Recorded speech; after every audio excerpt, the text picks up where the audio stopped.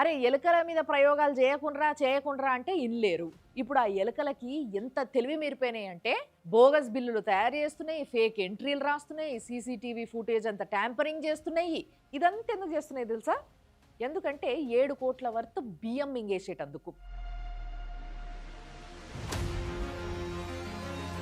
అప్పట్లోనేమో కొన్ని వేల లీటర్ల మందు తాగేసినాయి. మొన్న లాస్ట్ మంత్ 200 కేజీస్ గంజాయి తినేసినాయి. అయినా ఇప్పుడు కొంచెం బియ్యం తిన్నికొచ్చినాయంటే జర సోబర్ అయినాయి అన్నట్టు ఈ ఎలుకలు. అంటే జనజీవన స్రవంతిలో కలిసిపోతున్నాయి అన్నట్టు. మరి 7,00,00,000 వర్త్ బియ్యం తినేసేయాలి అనంటే లేదన్నా ఒక 3,50,000 ఎలుకలు ఓ సంవత్సరం పొడుగు తింటే ఖతమైతాయి.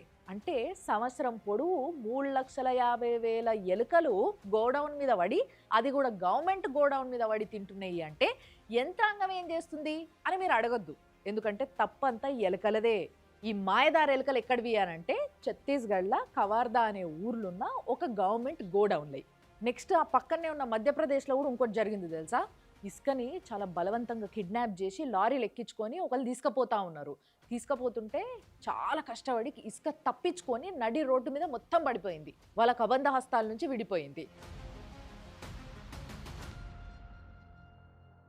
ఇదంతా అక్కడి తహసీల్దారు వీడియో తీసిండు కాబట్టి మీ అందరికీ తెలిసింది. లేకపోతే తెలుస్తుండేనా ఇలాంటి ముచ్చట ఎప్పుడైనా వింటుండేనా మీరు?